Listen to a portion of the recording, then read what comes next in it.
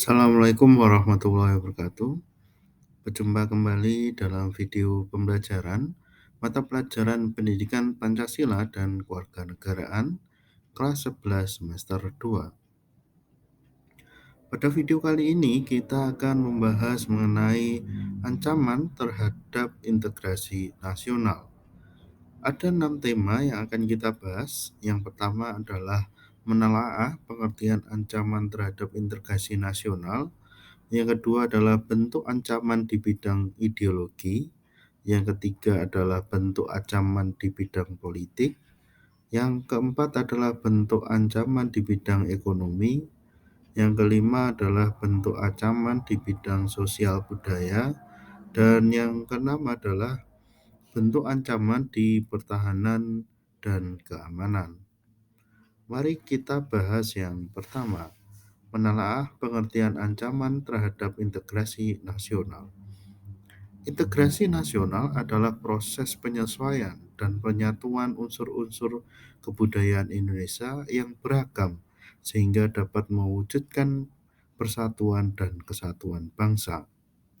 Faktor pembentukan integrasi nasional antara lain dari rasa senasib, seperjuangan, keinginan untuk bersatu, budaya gotong royong, dan cinta tanah air. Namun, dalam proses pembentukan integrasi nasional tersebut, ada beberapa ancaman yang dapat mengganggu terbentuknya integrasi nasional. Ancaman terhadap integrasi nasional adalah potensi yang membahayakan keutuhan negara bila dalam berbagai bentuk, baik secara frontal maupun horizontal. Dalam membangun integrasi nasional, bangsa Indonesia selalu menghadapkan pada tantangan pada ATHG atau ancaman, tantangan, hambatan, dan gangguan. Ancaman merupakan suatu hal yang dapat atau usaha yang bersifat mengubah atau merombak kebijakan yang dilakukan secara konseptual, kriminal, ataupun politik. Sedangkan tantangan merupakan suatu hal atau usaha yang bertujuan atau bersifat mengugah kemampuan. Sedangkan hambatan merupakan suatu hal atau usaha berasal dari diri sendiri yang bertujuan melemahkan atau menghalangi secara tidak konsepsional. Dan terakhir, gangguan merupakan usaha dari luar yang bertujuan melemahkan atau menghalangi secara tidak konsepsional. Menelaah ancaman terhadap integrasi nasional.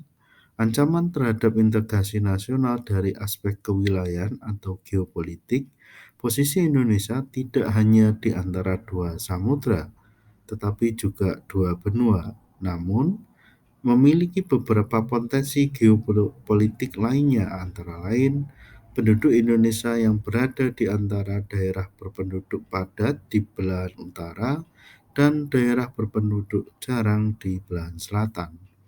Ideologi Indonesia juga terletak di antara komunisme di bagian utara dan liberalisme di bagian selatan. Demokrasi Pancasila berada di antara demokrasi rakyat di utara, Asia Daratan bagian utara, dan demokrasi di bagian selatan. Selanjutnya, ekonomi Indonesia juga berada di antara sistem ekonomi sosialis di utara dan sistem ekonomi kapitalis di selatan.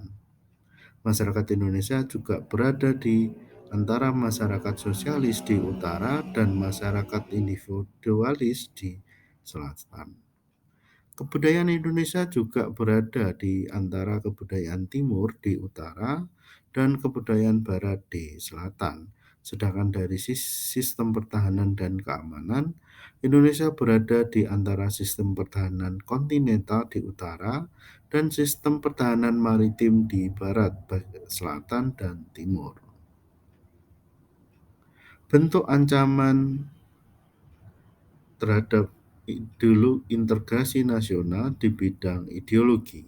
Bentuk ancaman di bidang ideologi antara lain adalah ancaman terhadap integrasi nasional mencakup berbagai dimensi, termasuk dalam bidang ideologi bangsa. Pancasila sebagai ideologi bangsa masih sangat rawan terhadap berbagai bentuk ancaman. Contohnya dalam bidang komunisme, ideologi liberalisme, dan dalam ideologi radikalisme. Kita bahas ancaman dari ideologi komunisme. Menurut Kamus Besar Bahasa Indonesia, komunisme adalah paham atau ideologi dalam bidang politik yang menganut ajaran Karl Marx atau Friedrich Engels yang hendak menghapus hak milik personal dan menggantinya dengan hak milik bersama yang dikontrol oleh negara. Di Indonesia sendiri, ideologi komunisme diawali pada tahun 1924 melalui Partai Komunis Indonesia pada masa pendudukan Belanda. Selanjutnya, setelah kemerdekaan Republik Indonesia, Partai Komunis Indonesia berdiri dan juga melakukan aksi pemberontakan di Madiun pada tahun 1948, namun berhasil ditumpas oleh TNI dari Divisi Siliwangi. Setelah tahun 48, PKI juga terlibat pemberontakan kembali pada tahun 1965 dan pemberontakan itu dinamakan sebagai G30S PKI yang mengakibatkan beberapa korban diantaranya para perwira TNI. Pada akhirnya, ideologi komunis ini dilarang di Indonesia melalui ketentuan TAP MPR nomor 25 tahun 1966 tentang pelarangan ideologi komunis di Indonesia. Ancaman dari ideologi liberalisme. Dalam ensiklopedia, liberalisme adalah doktrin politik yang menjadi pelindungan dan peningkatan kebebasan individu sebagai masalah utama politik. Masuknya globalisasi ke Indonesia mempengaruhi masyarakat bahwa liberalisme dapat membawa manusia ke arah kemajuan dan kemakmuran. Pengaruh yang dapat dirasakan ini akan menimbulkan nilai negatif seperti perubahan gaya hidup yang meliputi kemewahan, pergaulan bebas, dan lain-lain. Dampak yang paling terasa adalah ancaman bagi kepribadian bangsa yang mulai memudar. Ancaman yang terakhir dari ideologi adalah radikalisme. Ideologi merupakan himpunan nilai, ide, norma, atau keyakinan yang dimiliki seseorang atau sekelompok orang dan menjadi dasar dan menentukan sikap. Ancaman ideologi dapat berasal dari golongan radikalisme yang berusaha mengganti Pancasila sebagai ideologi bangsa. Contoh ancaman dari ideologi radikalisme adalah pemberontakan DITII yang berusaha menggantikan Pancasila dan mendirikan negara Islam Indonesia. Bentuk ancaman dari politik. Ancaman di bidang politik dapat bersumber dari luar negeri ataupun dari dalam negeri. Ancaman politik dari dalam negeri dapat dilihat dari gerakan separatis.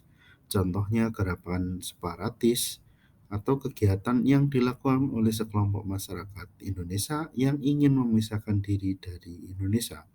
Dari luar negeri, contohnya adalah ancaman di bidang politik dilakukan oleh suatu negara dengan melakukan tekanan politik terhadap Indonesia.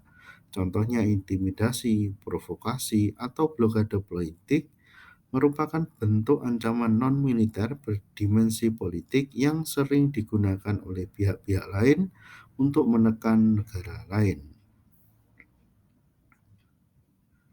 Contoh bentuk ancaman di bidang politik yang pertama adalah Republik Maluku Selatan. Gerakan Republik Maluku Selatan merupakan gerakan separatis yang menolak integrasi dan hanya ingin membentuk negara sendiri yang terlepas dari negara Indonesia Timur, NIT maupun NKRI. Gerakan ini dipimpin oleh Dr. Somukil yang berbasis di Ambon dan memiliki anggota bekas tentara Kenil yang ada di Ambon. Gerakan yang kedua adalah gerakan separatis Andi Agis. Gerakan ini berlangsung di Makassar, dilatar belakangi oleh sikap penolakan Andi Agis terhadap masuknya TNI ke wilayah Sulawesi Selatan.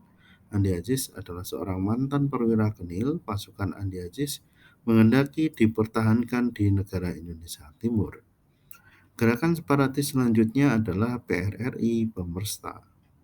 Gerakan PRRI Permesta ini terjadi disebabkan oleh hubungan tidak harmonis antara pemerintah pusat dan daerah, terutama Sulawesi dan Sumatera. Kedua daerah tersebut merasa tidak puas dengan otonomi daerah dan perimbangan keuangan antara pusat dan daerah pada awal kemerdekaan. Bentuk ancaman di bidang ekonomi. Ancaman terhadap integrasi nasional dapat berasal dari bidang ekonomi yang berasal dari faktor intern, eksternal, dan globalisasi perekonomian. Bukti pengaruh globalisasi adalah negara di dunia tidak bisa berdiri sendiri. Segala kebijakan ekonomi selalu mendapat pengaruh dari negara lain. Globalisasi ekonomi adalah proses kegiatan ekonomi dan perdagangan di mana negara-negara di seluruh dunia menjadi satu keutuhan pasar yang semakin terintegrasi dengan tanpa ada batasan teritorial negara. Globalisasi ekonomi menghapus hambatan arus modal, barang, dan jasa. Ancaman internal. Ancaman internal di bidang ekonomi berasal dari inflasi atau kemerosotan nilai mata uang karena banyaknya dan cepatnya uang beredar sehingga menyebabkan naiknya harga barang. Yang kedua adalah pengangguran. Hal ini karena keadaan menganggur, tidak ada pekerjaan dan tidak ada penghasilan. Yang ketiga adalah infrastruktur, sarana dan prasarana yang tidak memadai, dan yang keempat adalah kebijakan ekonomi yang merugikan rakyat. Ancaman eksternal diantaranya adalah ketergantungan terhadap asing adalah kehidupan ekonomi negara-negara tertentu yang dipengaruhi oleh perkembangan ekspansi dari kehidupan ekonomi negara-negara lain, di mana negara-negara tertentu ini hanya berperan sebagai penerima akibat saja. Yang kedua adalah daya saing yang rendah karena produk yang dihasilkan belum mampu bersaing dengan produk negara asing. Yang ketiga adalah kinerja ekonomi yang buruk, hasil atau tingkat keberhasilan seseorang secara keseluruhan selama periode tertentu dalam melaksanakan tugas dibandingkan dengan berbagai kemungkinan seperti standar hasil kerja, target, sasaran tidak sesuai dengan yang diharapkan. Ancaman globalisasi. Pasar bebas antara negara di era globalisasi akan membuat Indonesia kebanjiran barang dari luar negeri tanpa mengenal batas. Negara membuat barang produk domestik kalah bersaing. Yang kedua, investasi asing dalam negeri melalui penanaman modal di beberapa sektor domestik akan menekan pengusaha lokal berkembang dan kalah modal. Yang ketiga adalah kesenjangan sosial akibat pasar bebas dan monopoli perdagangan akan menimbulkan konflik. Yang keempat adalah sektor ekonomi rakyat diberikan subsidinya mulai berkurang, koperasi sulit berkembang, penyerapan tenaga kerja digantikan mesin di era globalisasi ini. Kondisi ini akan memperburuk prospek pertumbuhan ekonomi jangka panjang. Permasalahan ekonomi seperti lapangan pekerjaan dan perlambatan pertumbuhan ekonomi akibat globalisasi akan memperlemah pertumbuhan ekonomi jangka panjang. Bentuk ancaman di bidang sosial dan budaya. Ancaman dari dalam didorong oleh isu-isu kemiskinan, kebodohan, keterbelakangan, dan ketidakadilan. Isu tersebut menjadi titik timbulnya permasalahan seperti separatisme, terorisme, kekerasan, dan bencana akibat perbuatan manusia. Keberagaman suku bangsa di Indonesia jika diiringi dengan sikap etnosentris yang berlebihan dapat menimbulkan perpecahan. Ancaman dari luar, munculnya gaya hidup konsumtif dan selalu mengkonsumsi barang-barang dari luar negeri. Munculnya sifat hedonisme, yaitu kenikmatan pribadi dianggap sebagai sesuatu nilai yang hidup tinggi. Adanya sikap individual, yaitu sikap yang mementingkan dirinya sendiri serta memandang orang lain tidak ada dan tidak bermakna. Seperti inilah yang menimbulkan ketidakpedulian terhadap orang lain. Ancaman dari luar, munculnya gejala westernisasi, yaitu gaya hidup yang selalu berorientasi terhadap budaya barat tanpa diseleksi terlebih dahulu, seperti meniru model pakaian yang biasa dipakai seperti orang barat sebenarnya bertentangan dengan nilai dan norma-norma yang berlaku. Semakin memudahnya semangat gotong royong, solidaritas, kepedulian, dan kesetiakawanan sosial. Selanjutnya, semakin lunturnya nilai-nilai keberagaman dalam bermasyarakat. Bentuk ancaman dari pertahanan dan keamanan. Ancaman di bidang pertahanan dan keamanan, wujud ancaman ini dapat dilihat dari ancaman militer. Ancaman militer adalah ancaman yang menggunakan kekuatan bersenjata dan terorganisasi yang dinilai mempunyai kemampuan membahayakan kedaulatan negara, keutuhan wilayah, dan keselamatan segenap bangsa. Ancaman militer dapat berbagai macam, salah satunya adalah agresi. Agresi adalah suatu negara yang dikategorikan mengancam kedaulatan negara, keutuhan wilayah, keutuhan segenap bangsa. Indonesia mempunyai bentuk mulai dari berskala paling besar sampai dengan yang terendah. Invasi merupakan bentuk agresi yang berskala lebih besar dengan menggunakan kekuatan militer bersenjata yang dikerahkan untuk menyerang dan menduduki wilayah Indonesia. Yang kedua adalah pelanggaran wilayah. Bentuk lain dari ancaman militer yang berpeluang terjadi cukup tinggi adalah tindakan pelanggaran wilayah baik di laut, udara, dan daratan Indonesia oleh negara lain. Konsekuensi Indonesia yang memiliki wilayah yang sangat luas dan terbuka berpotensi terjadinya pelanggaran wilayah. Yang ketiga adalah pemberontakan bersenjata. Pemberontakan bersenjata melawan pemerintah Indonesia yang sah merupakan bentuk ancaman militer yang dapat merongrong kewibawaan negara dan jalannya roda pemerintahan. Yang keempat adalah aksi teror. Bentuk kegiatan terorisme yang mengancam keselamatan bangsa dengan menebarkan rasa ketakutan mendalam serta menimbulkan korban tanpa mengenal rasa kemanusiaan. Yang kelima adalah sabotase atau spionase. Indonesia memiliki sejumlah objek vital nasional dan instalasi strategis yang rawan terhadap aksi sabotase, sehingga harus dilindungi. Kegiatan spionase dilakukan oleh agen-agen rahasia dalam mencari dan mendapatkan rahasia pertahanan negara dari negara lain. Yang keenam adalah ancaman keamanan laut dan udara. Kondisi geografis Indonesia, wilayah perairan, serta wilayah udara Indonesia yang terbentang pada perlintasan transportasi dunia yang padat, baik transportasi maritim maupun dirgantara, berimplikasi terhadap tingginya potensi gangguan ancaman keamanan laut dan udara. Dan yang terakhir adalah konflik komunal, yaitu gangguan keamanan dalam negeri yang terjadi antara kelompok masyarakat. Demikian video pembelajaran kali ini. Apabila ada kekurangan, saya mohon maaf. Sampai jumpa pembelajaran minggu depan. Assalamualaikum warahmatullahi wabarakatuh.